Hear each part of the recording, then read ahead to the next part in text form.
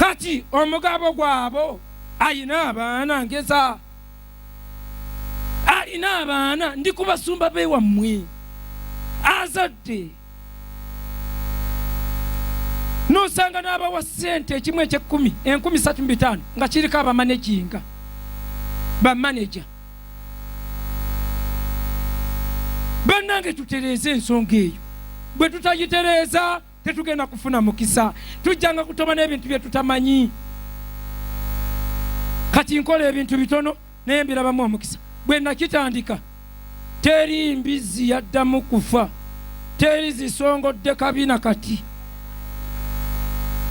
Embuzi zonna naddanga eka nga bazibbye, abasiraamu ku Yidi nga balya zange.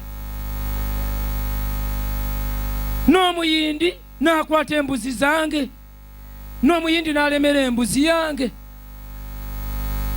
Ngwateze lidda kalitunsi omuti gukoma eri bamulya, embuzi etalinnya muti.